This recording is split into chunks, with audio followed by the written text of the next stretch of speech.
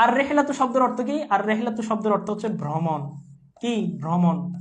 ঠিক আছে। আর এখন ভ্রমণটা কোন দিকে? ইলা দিকে। ইলাটা হচ্ছে হরফেজর। কি? হরফেজর। এখন হরফেজরের কায়দা কি? হরফেজরের কাজ কি? তার পরবর্তী ইসিমের মধ্যে হালতে জরুরি, জেরের হালত তৈরি করা। তাহলে এখানে মাক্কাতিল মুকাররামাতি হওয়ার কথা ছিল। কি কারণ হচ্ছে হরফেজরের কাজ হচ্ছে তার পরবর্তী ইসিমের মধ্যে জেরের হালত তৈরি করা, কিন্তু তাহলে তো এখানে মাক্কাতিল মুকাররামাতি হওয়ার কথা ছিল, কিন্তু মাক্কাতা কেন হলো? এটা আমাদের অনেকের প্রশ্ন, যে হরফেজরের পর জের হয়, জের না হয়ে জবর কেন হয়েছে? তো এইখানে মনে রাখবা যে মাক্কাতা এই শব্দটা হচ্ছে গায়রে মুনসারিফ। ঠিক আছে, গায়রে মুনসারিফ। এখন তোমাদের প্রশ্ন আসতে পারে, হুজুর গায়রে মুনসারিফ কারে কয়? গায়রে মুনসারিফের আলোচনা তোমরা ইনশাআল্লাহ আরবি দ্বিতীয়ের মধ্যে পাবা, ভালো করে পড়ে নিবা। 9 স্বভাবের 2 স্বভাব অথবা 2 স্বভাবের এক স্থলাভিষিক্ত 1 স্বভাব পাওয়া গেলে। ঠিক আছে, এখন আসো মাক্কাতার মধ্যে এটা তাহলে গায়রে মুনসারিফ। তো গায়রে মুনসারিফ বলে কি এমন হয়েছে যে এটা উল্টাই ফেলবে?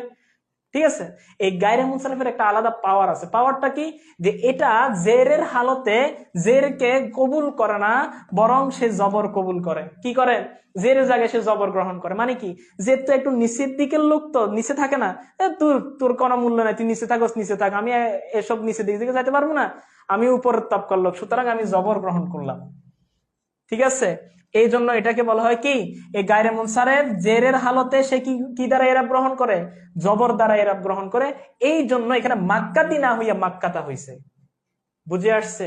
এখন আসো, এই মাক্কা শব্দটা কিন্তু মারেফা, একটা জায়গার নাম না? তাহলে মারেফা, আবার আলিফলাম যুক্ত শব্দ আছে, তাহলে আমাদের মারেফা প্লাস মারেফা হয়েছে। মারেফা প্লাস মারেফা হলে আমাদের তারকিব কিসের হয়? মাউসুফ সিফতের তারকিব হয়। ঠিক আছে, মাউসুফ প্লাস সিফতের তারকিব হয়। এখন দেখো, মাউসুফ সিফতের যে তারকিব হয়েছে, মাউসুফের মধ্যে যে এরাব হয়, সিফতের মধ্যেও সেই এরাবই হয়। মাউসুফের মধ্যে যে হালত হয়, সিফতের মধ্যেও সেই হালত হয়। এখন দেখো তো, মাউসুফটা কিসের হালতে আছে? জেরের হালতে আছে, যদিও জবর গ্রহণ করছে, বাট সে কিসের স্থানে আছে? জেরের স্থানে আছে। তো জেরের স্থানে যেহেতু আছে, তাহলে তার পরবর্তীটাও কিসের হালতে আছে? জেরের হালতেই আছে।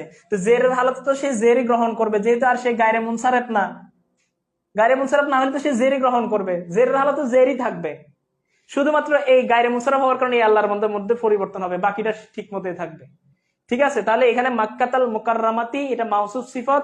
মাউসুফ যেহেতু জেরের হালতে আছে, মুকাররামা জেরের হালতে আছে।